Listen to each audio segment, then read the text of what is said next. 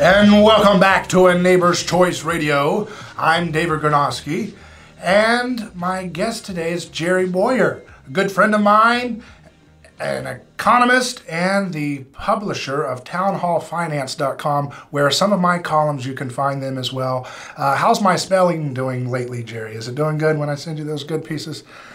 Oh, they're terrific. They do very well. The last one you did on crowdsourcing the wall was big performer for us. Really did well. A lot of interest in that. Wow, that's good. It was a top article for several days. Yeah, I guess that's called going a little viral there for conservatives. We need a little more viral stuff for liberty, right? Right. And the idea of the wall is kind of a viral idea. It's like, stop waiting for a dysfunctional political system. If we need protection there, then we all have an interest in it. Then let's do it. Yeah, and if you want to join in to talk to Jerry, he's definitely he's a mind filled with information about financial wisdom and economic principles and Christian biblical teaching. You can call in at 407-916-5400. And at the end of the hour, we'll be speaking with a good friend of mine named Dr. Yu, who's a physicist from NASA, and he'll be explaining some of the things he's doing to work through groupthink in the physics field. But going back to our discussion previous to the break, we were talking about the misunderstandings that people commonly hold when they talk about the historical person of Jesus. And you're right, Jerry, there's this common misconception that he's some kind of a anti-property hippie guru who's really been misappropriated by a lot of violent ideologies, to justify their envy. And I think we need to really knock that into the trash heap of history. We do. And the thing that knocks bad theories into the trash heap of history is empirical evidence, right? Right. I interviewed a guy who's one of the leading archaeologists of Galilee. I read a book of his, reading another book of his, and talked to him, asked him a lot of questions, and sort of to get a deep dig on what he found. He made an interesting observation. He says a lot of the academic work about the historical Jesus was done in like the end of the 70s and into the 80s. That was sort of the seminal period when the academic academy, especially Ivy League and prestige academies, formed their view of Jesus. And what was in the air at that time was the liberation movements of the 60s and 70s. Fidel Castro, that was hot. The Sandinistas were very big, in the mainline churches at that time. And so, in essence, Bible scholars remade Jesus in the image of Che Guevara, Fidel Castro, and the Ortega brothers, violent revolutionaries who wanted to take people's property away. And what they did is, because that's their model of how the world works, they simply assumed a peasant revolutionary Jesus from a peasant revolutionary place into existence. The problem is that since the 80s, we've done loads and loads of archaeology in the Holy Land, especially in Galilee, especially in Nazareth and Sepphoris, which was the town that Nazareth was really an exurb of a city called Sepphoris. Mm-hmm. It was a small town, but it was just outside a big city. So we know a whole lot about the economic life of someone like Jesus in his hometown. And this is a solidly middle-class town, even upper-middle-class, nice houses across the street from the Church of the Nativity, where Jesus, allegedly grew up, the Holy Sepulchre. I forget what the name is, but the Nazareth Church that's built on Jesus' birthplace. Across the street, you've got a nice house. Now, we're not able to dig under the house and know about that house. Sepphoris, which was just outside, was a financial capital, very entrepreneurial. This was a trade zone. See, Upper Galilee had a lot of mountains, so you didn't have a lot of trade. Underneath that, you had big, government control. So Lower Galilee was a place where there was a lot of trade across borders, across barriers, a lot of roads, a lot of Gentiles and Jews trading with one another. So it wasn't Silicon Valley, but it was a fairly prosperous place. So Jesus wasn't from a poor background, and as a tecton, a carpenter, that would have made him upper middle class. My calculation is that would have been 85th or 90th percentile in terms of an income background. So he wasn't among the very poor. Now, Jesus could get along with the poor. He dealt well with poor people, but he also dealt well with rich people. Right. He knew how to recline at table. He knew how to deal with the head of the synagogue. He knew how to deal with Roman officials.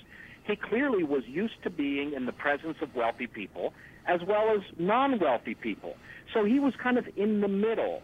And the Marxist myth of a Jesus, part of some kind of proletariat that was kicked out of their houses by the greedy businessmen, well, I mean, that's an interesting theory, but you don't find it anywhere in the archaeological record. Right, and that goes back to the problem that I've found with the modern politically correct movement or culture that we are steeped in the West, which is they want to weaponize underdogs or perceived underdogs and use them as bludgeons to get revenge, and use violence. But Jesus said, do not resist evil with violence. And that word, people say, well, where does he say that? Well, it says there when the passage when he's talking about turning the other cheek, do not resist evil with violence. What's that Greek word? It's antisthenai. Am I pronouncing that right?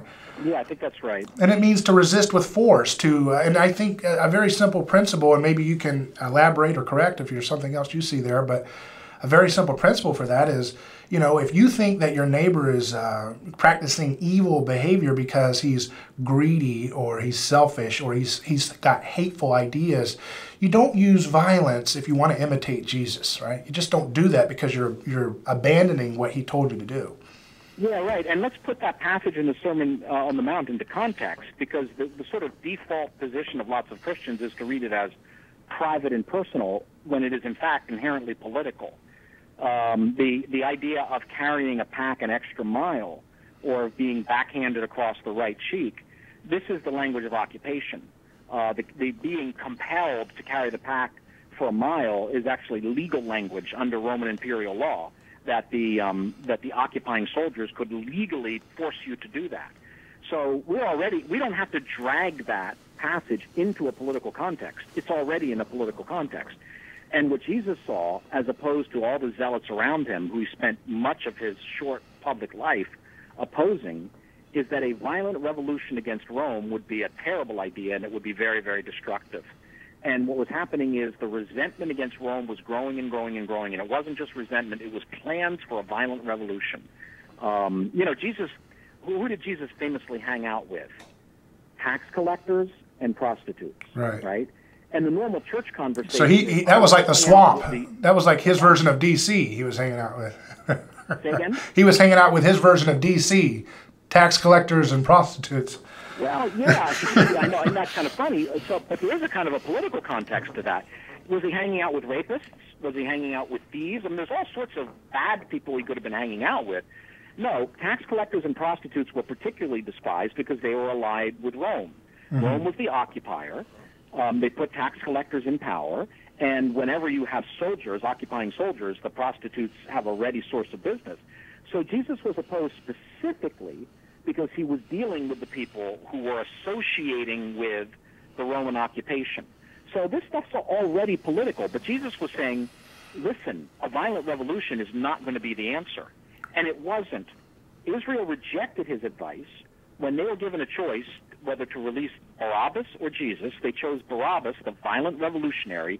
And sometimes gospel translations call him a robber. That doesn't get the Greek. Right. That doesn't get to the Greek. He was a violent revolutionist. He was a terrorist in our modern terminology. He wasn't a guy who's picking pockets. He was a guy who was he was raiding Roman soldiers and trying to kick the Romans out. Mm-hmm. Israel said, we want Barabbas, not Jesus. They followed Barabbas' example for the next generation. They finally had their massive revolt against Rome, and they were utterly and completely destroyed in that revolt. So Jesus' advice was not just good advice morally, it was good advice practically, and ignoring that advice led to the destruction of that entire nation. Right, and so as we understand imitating Jesus in our context, that should give us some guidance that no, there's no place to be a violent revolutionary. Some people, and the extremist people on the left and right, they want to go in the streets and overthrow, and that's never appropriate if you want to imitate Jesus. But if you are looking to imitate Jesus, there is ways you can condemn power structures, and you can have a relationship with people as neighbors and get them through persuasion or other nonviolent means to get them to see the error of their ways if they are, being greedy in their business, right, or being selfish, right? Yeah, Jesus was not part of Antifa, and he wasn't part of Timothy McVeigh, and he wasn't the tiki torch-wielding. I mean, he wasn't in the violent revolution because he grew up in Galilee. I mean, that place had been gobbled up by the Assyrians and then gobbled up by the Babylonians. I mean, this is a place. This was kicked around like a political football. It was hardly ever not under the domination of one or another empire. They learned how it works. There's a lot of Galilean peasant wisdom. Right. I'm not saying Jesus isn't God. I'm not saying he's not omniscient and all the rest of it, but he's also a human being, and he picked up the Galilean peasant wisdom of being in Galilee where you're trapped between where it was like kicked around by like a political football by the competing empires of Assyria and Babylon and the Persians and the Macedonians and then the Romans, and they kind of learned how to get along in the world, and you don't pick fights with superpowers is rule number one of how to get along in the world. Right, and with the issue with taxes here briefly, I just see that as a way to say, look, don't violently resist Rome, don't try to, pay your taxes, but realize that what's really going on here is we don't want to perpetuate a system in which the only way we can love our neighbor is through taxation. We got to do it ourselves. We got to roll up our sleeves ourselves, folks. And I've enjoyed this time with you, Jerry. Tell us, what's the latest project you got going on or anything else you'd like to mention here? The project I've gone on is what we're talking about, is getting it out of my head and right. out of my notes and down on paper so that people can go and look up the evidence themselves and see that, this is really well-grounded in mainstream scholarship, in translation and linguistics, and in the big biblical archaeology. Well, it sounds like a book maybe in the future. I don't know. Could be. Well, probably an article series. I know you're busy with. If enough people want to read it, we can do a book out of it. Yeah, so go to townhallfinance.com to read Jerry's work and all the other great stuff on there, including my columns sometimes that pop up there. And also, Jerry, I just want to say thank you for what you're doing. We need more people like you who are showing the liberty principles of Jesus and really cutting through all the noise and confusion. So thanks again for being on the show. Thank you, David. Same to you. Keep doing what you're doing. Thanks. All right, folks, you're listening to News Radio 102.5 WFLA, A Neighbor's Choice. I'll be right back.